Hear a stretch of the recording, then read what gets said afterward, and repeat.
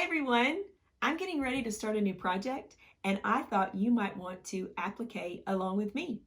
Guess what designs I'm going to stitch? I'm going to stitch these brand new free state applique designs that you can pick up at embroideryshop.com.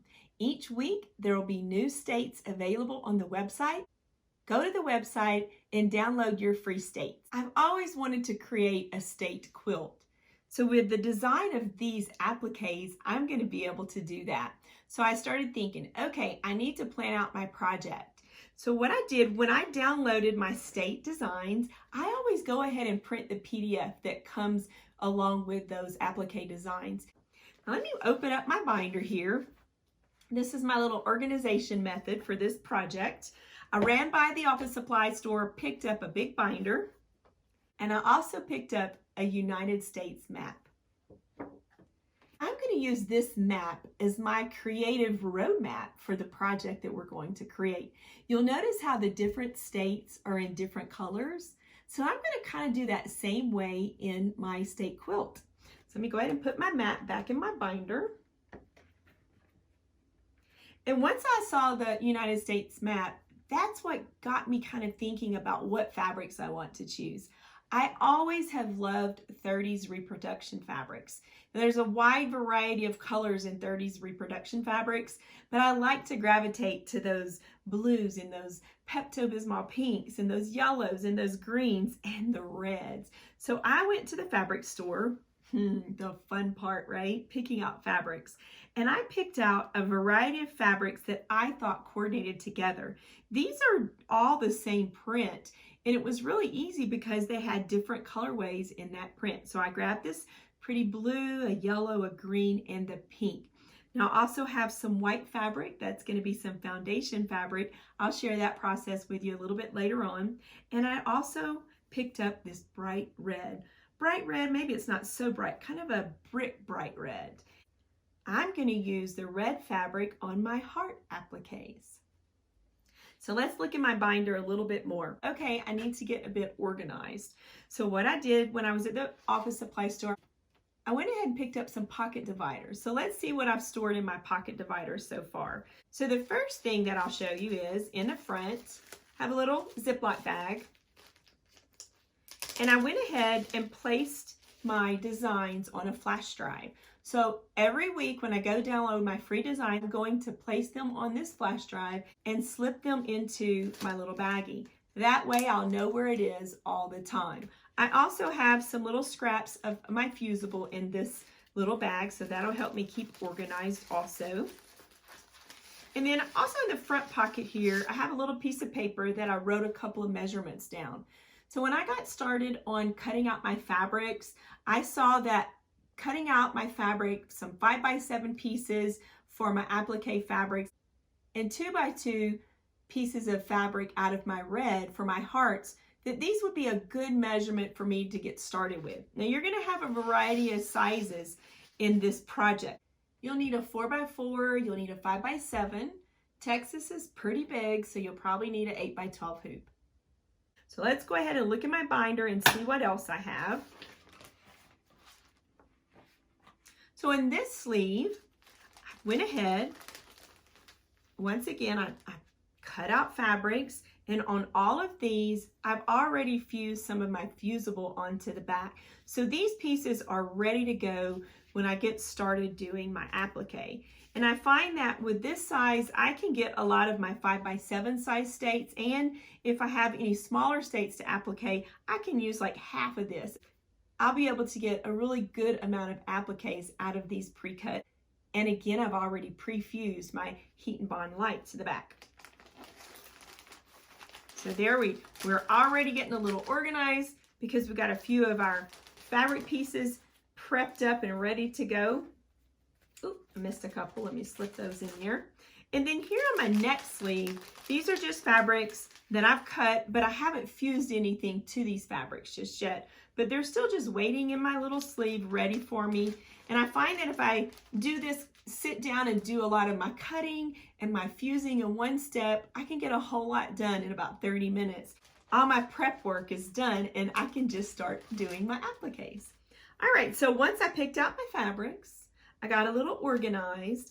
I also picked out coordinating threads. Now let me show you what I'm going to do with my PDFs. So here's the one for Alabama. So just in case you don't have every state shape memorized, this is going to help you also. So Alabama, I can look at the little picture. I can match my state to it. So there's my Alabama. I've already stitched out Arizona. And if I look at Arizona, they match. All right, so this is going to be my system for keeping my appliques stored once I applique them. So let's turn over to another page. And I'll go ahead and slip in my PDF for Arizona and just slide it into my sleeve. And then I'll take my applique state and I'll slip it into the sleeve. Now I could put two to a sleeve, but I'm going to put the next state on the back of that sleeve. So I'll grab my next PDF, I'll slip it in. This is my Alabama, and then I'm going to slip Alabama at the top. Are you excited? Do you think you want to applique along with me? Well, guess what? There's even more fun to be had. If you decide to applique along with me and create a United States quilt, you can participate in the contest that embroideryshop.com is going to have, and they're going to have some prizes available. We'll give you all those details real soon. Let's go ahead and stitch our first state together. Now it's time to go over some of the supplies you'll want to gather together to do your applique states with me. I have a couple of pair of scissors. I have one pair that I'm going to use to cut paper because I have some fusible with paper on it. I have another pair that I like to do my trimming when I'm doing applique in the hoop, so I'll trim my fabric with these scissors. These scissors that come up and down, they have that curve, allows me to trim within the hoop on a flat surface, and it's just so much easier since it has the curve. These are a pair of Ginger scissors. They're not necessarily applique scissors, but these are the ones that I like to use when I'm trimming fabric in the hoop. I've chosen coordinating threads to go with the fabrics that I've chosen. I have my pink thread already in my embroidery machine ready to go for our first applique. I've also got a pre-wound bobbin here. Now you'll definitely want to look at your machine's instructions and use the appropriate size bobbin that is designed to go with your embroidery machine. That is always so very important. You may have a bobbin that is designed to fit in your machine that is pre-wound, but you'll just have to make sure of that yourself by reading your machine instructions. And if you don't think you can find a bobbin that's pre-wound to fit your machine, then go ahead and use your machine and wind your bobbin with your bobbin thread. The reason why I like to use pre-wounds is you get a bit more thread on the bobbin, and that's less changing of your bobbin when you're doing your project. So there's our threads and our bobbins. Now let's talk a little bit about the fusible. So I have some Heat and Bond Light here. I like to fuse this on the back side of my fabric pieces. So the little red for the hearts that we're going to use, and my fabrics that I'm choosing to do my appliques with. I've already pre-fused those on the backs of those pieces of fabric. This is a little bit lighter fusible, so when I'm embroidering, it's going to be less likely to gum up my needle. So this has been fused on the back side of my fabrics that I'm using for my applique. The next fusible that I'm going to use is the patch bond. The patch bond is something that I've picked up at embroideryshop.com. It's a heavier weighted fusible, and we're going to use that to fuse onto the back of our appliques once we're finished. I've already done that on the first applique that I've created. So let's turn it over to the back. You'll notice that it's a bit heavier, so it's going to be sturdier when we take and start putting our project all together. So I'm going to leave that fabric on the back until I get ready to start assembling my states the way I want to put them all together. I'll share that with you later on in the tutorial when we get enough states to start placing them together. So again, that's the Heat and Bond Light, and that's the patch bond. The next thing I'll talk about is the stabilizer that I'm going to use. So I'm using the Sulky Tear Easy, and it tears away easy. We have a layer I have a layer of that tearaway already hooped in my hoop along with a foundation fabric. And that tearaway is going to tear away clean and easy. So that's the one I'm using for my state applique project. Here's those lovely fabrics that I've already chosen for our project with the fusibles on the back. I've also printed my instruction sheets that Embroidery Shop gives to you to print in a PDF form. I always like to print them. It'll give you their recommended color combinations, which is really nice to have if you don't like deciding what threads you're going to use. So you can definitely go along with their thread color and choices. But I also like the fact that each one of their little step instruction is going to tell you when to apply the applique, trim the applique, do your zigzag stitch line, your outline, your tack down, and all that information. So I always print these for each one of my designs and place that in my little book, just like I showed you earlier. And now we have my frame that I've hooped with a layer of foundation fabric on the top and that tearaway stabilizer on the bottom. And for the foundation fabric, I've just chosen 100% cotton white fabric. And that's coordinating with the fabrics that I've chosen. So you'll notice that in these fabrics, I have some white in the background. So I went ahead and just grabbed some white fabric as my foundation for the back side. So you'll choose whatever foundation fabric coordinates with the fabrics that you've chosen for our project. And you'll also notice that I have a hoop. So you're definitely going to need your embroidery hoops. Now the states are going to fit in a variety of hoop sizes. We'll have some 4x4, 5x7.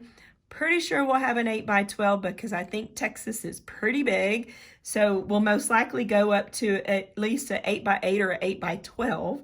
And I've already hooped my 5x7 for the state that we're going to do together today. And I've already threaded my pink thread in my needle, and I've placed my pre-wound bobbin in my bobbin case. So now that we've gone over all our supplies, let's head on over to the machine and get started appliquing one of our states. I've saved my designs onto a flash drive. So I'm going to attach my flash drive to my embroidery machine. Now that I have my flash drive attached to my embroidery machine, then I'm going to go into my machine and find those designs. You transfer your applique designs how you do with your machine. So I'm going to go into embroidery. I'm going to go to my memory pocket. I'm going to touch the icon where I know I have my flash drive plugged in. I'm going to just go ahead and navigate to where I have them saved on that flash drive. Yours may look a little bit different. And the first state that I'm going to applique with you is Arizona. So I'm going to grab that Arizona design. I'm going to set it. I'm going to touch embroidery. And now we're ready to head over to our frame and start doing our applique. The first thing we're going to do is stitch our placement stitch.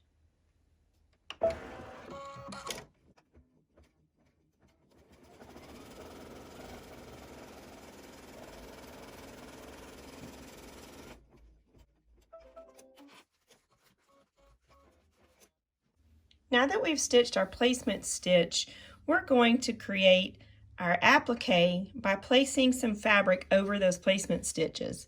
Before we can do that, we want to flip our fabric over, and I have that fusible in the back, so I have a paper backing. I'm just going to gently score with my straight pin, and we'll want to remove that paper backing, or you're going to have a crunchy applique.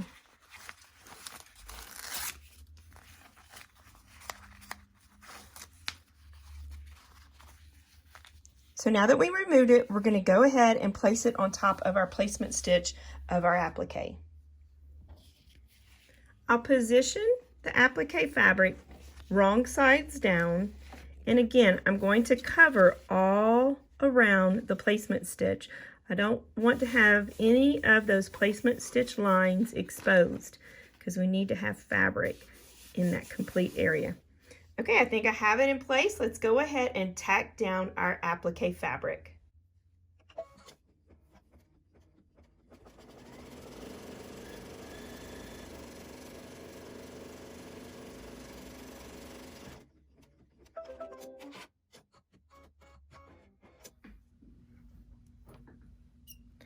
Now we're going to trim. So you'll notice that I've taken my frame off of my machine. My machine has a big bed on it, so if I wanted to set my frame on my bed and kind of did trimming, I could do that also. But I never recommend that you place your frame in your lap. If you're doing an applique in the hoop, it's really always important that you have your fabric on your frame sitting on a flat surface. That way when you're trimming, you're not distorting the fabric because you would be putting pressure onto the fabric and onto your lap. When you have it on a firm surface, a firm flat surface, and if you have to put any little pressure down, it's going to just be sitting on that foundation on your surface, and you won't have any of your fabric shifting in your hoop. So now I'm just going to go ahead and finish going around all the outer edges, just cutting away that extra fabric.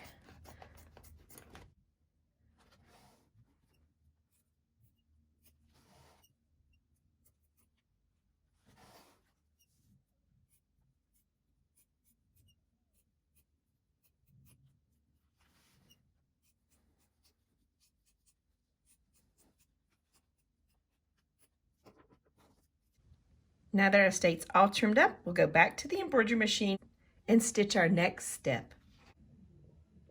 I've changed my thread to red. Next, we're going to stitch our placement stitch for our heart.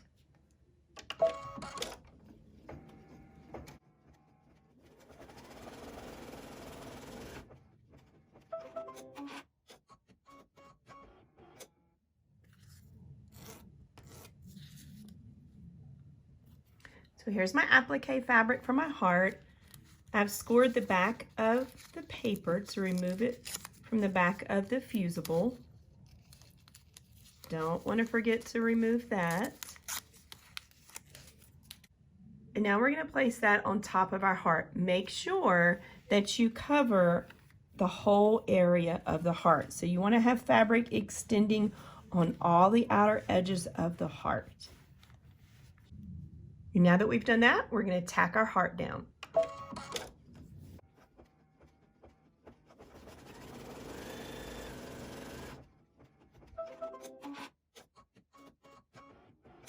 It's time to trim the excess fabric on the outside of our tack down stitch.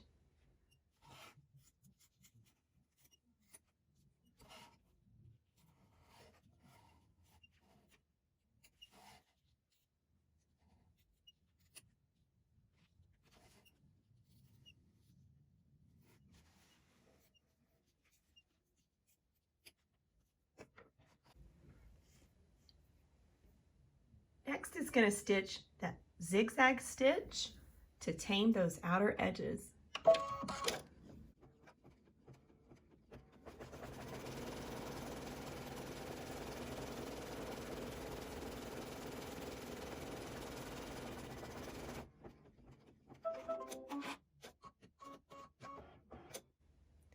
I really like the way once it does the tack down stitch on those applique pieces, it does that zigzag stitch because it helps it really give it a bit of thread to sit upon, and it also helps your satin stitch look even prettier once it stitches.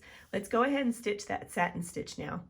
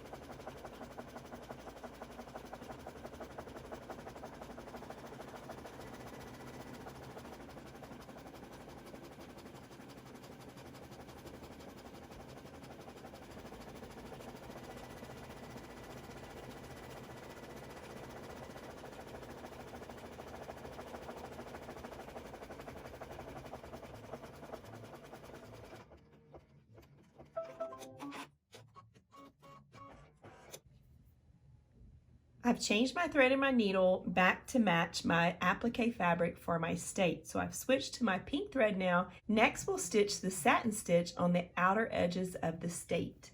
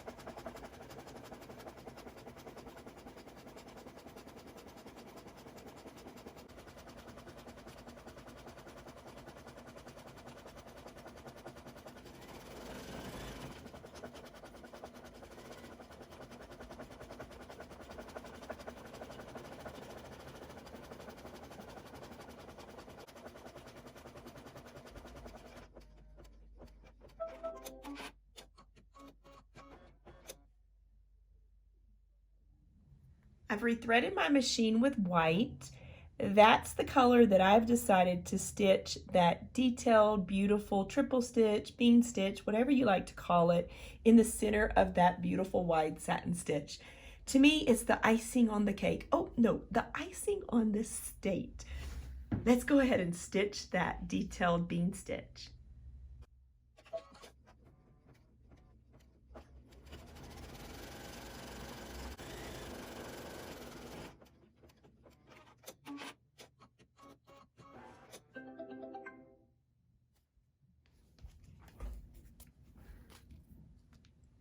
We're finished with our applique. Now it's time to remove it from the hoop.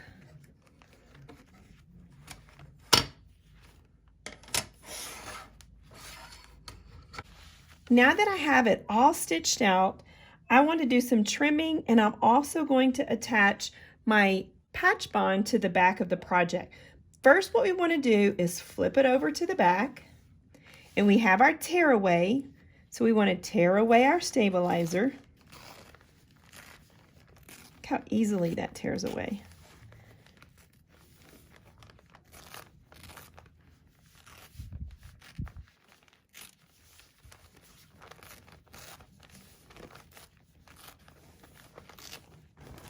We also have tear away on the inside, so we're going to tear that away. I'm going to grab some of my little tools that I have that I like to use when I'm removing stabilizer. I even use these to remove vinyl when I'm working on vinyl projects. So I'm just going to score it a little bit to get that stabilizer starting to peek up. You could use a straight pin just like I did on the back of the Heat and Bond light to get it started. So whatever you want. If you get it started, then you can use your fingers. And again, we're just getting rid of all this extra stabilizer on the inside.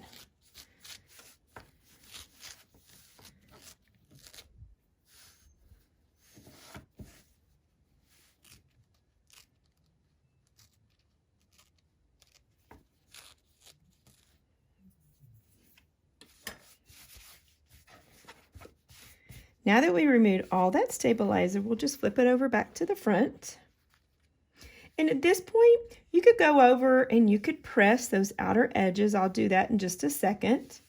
You'll notice it can be a little bit crinkly on the outer edges, but that's okay. As we go forward in our process, we're going to make all of that fabric behave. The next thing that I want to do is cut me a piece of patch bond that's going to extend the outer edges of my state. So I'm going to grab my patch bond. I'm going to turn it over to where I have that paper shiny side on the back. I can kind of see through it. And I'm going to grab a pencil. I tried to use a permanent marker to write on this, but it's such a glossy finish, it'll just get all over your hand. So I recommend using a pencil.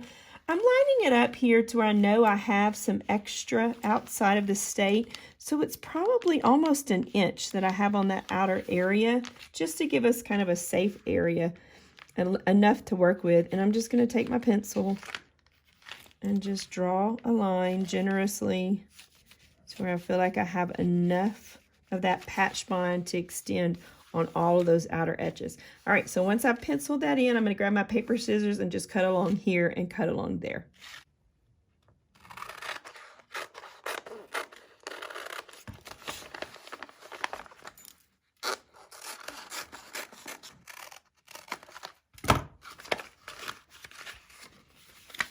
Now you'll notice that the fabric's still kind of a little poofy on that outer area here. That's why I like to use that Heat and Bond Light as a fusible on the back of the fabric whenever I do any applique. Because if you're appliquing on a t-shirt or who knows what you might be appliquing on, I like to use that fusible to fuse down the fabric once I've finished appliquing. That's going to make it less likely for the fabric to come away from whatever your foundation is when you wash it. So that's just a little extra tip that I always like to use. So in a little bit, we're going to press, we'll be pressing this also, and we're going to use a pressing cloth because we have embroidery thread here and we don't want to press on top of our embroidery thread. Let's go over to the pressing surface. Let's attach our patch bond and let's go ahead and do some pressing. I'm at my little pressing station that I have set up on my work surface, and I have a wooden table. I have my wool mat sitting on it just in case you want to know. And I'm using my little mighty iron. This little iron gets really hot, so try that setting kind of in the middle before you go all the way up to the highest heat. It's a really good little iron. And I use it a lot, especially when I'm doing things like this, or I'm doing any kind of small type pressing or craft projects. So I'm going around and I'm just pressing those outer edges of the fabric. I'm not pressing on top of the embroidery thread, just on the outer edges of the fabric.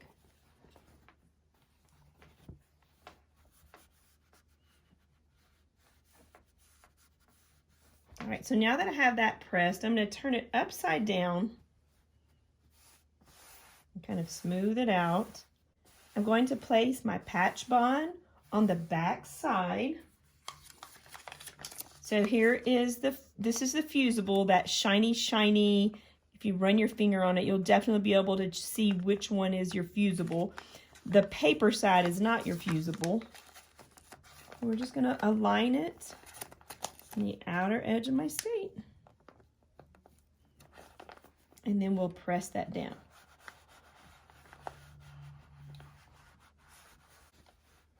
Again, it's not the highest heat. I'm kind of at a medium set of heat here. A medium heat setting.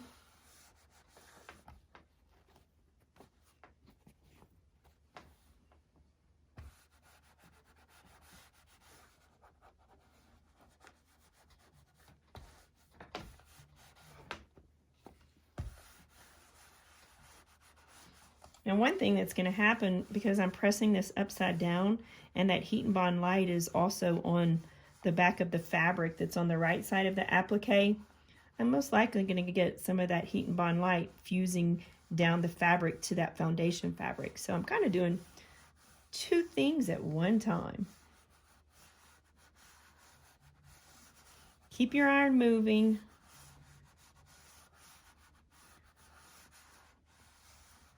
And you will definitely notice that that patch bond has a very heavy fuse to it. All right, so now that we've got that fused down, I'm going to let it cool for just a second. I'm going to flip it over. And now from the front side, I'm going to once again just go over the outer edges. I'm going to try to do it left-handed so you can see it really well. So I'm just going on those outer edges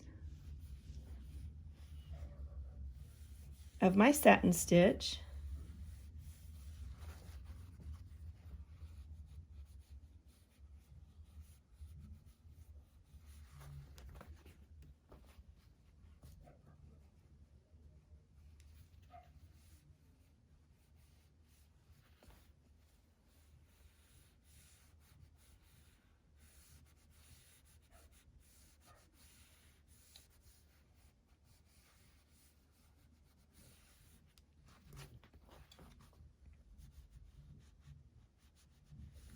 I'm trying to be careful to not allow my iron to really touch and come in contact with the embroidery thread, with that satin stitch.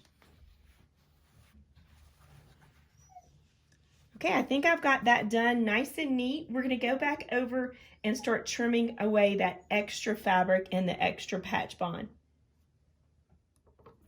I'm going to once again just grab my paper scissors, and I'm just going to start cutting. And I want to leave about a scant, maybe 1/2 inch around that outer edge, because I want to have enough to work around with my idea of how we're going to put these together eventually when we start putting them together. I'd rather you have a little extra on the outer edges than not enough. Later on, when we start really doing our whole process, we'll end up trimming some of these, most likely even a little bit shorter. But for now, because we don't know exactly how we want to puzzle them together, I want to have a little extra. And we'll trim away whatever we don't need later on in our process. All right, so we've got it all pressed and trimmed. Some of the fabric's still a little bit away. The applique fabric's a little bit not adhered to the foundation to our white foundation, and that's okay, because you can go ahead, and if you wanted to, you could put a pressing cloth and you can go back and press in those areas where your fabric is, and that'll help that fuse on down to your foundation. Arizona's all finished up, and I also already appliqued Alabama. Your turn. Now go pick your fabrics, applique your states. I can't wait to see what y'all come up with. Thanks everyone for stitching along with me. I had fun stitching with y'all. Head over to embroideryshop.com to download your free applique states as they become available.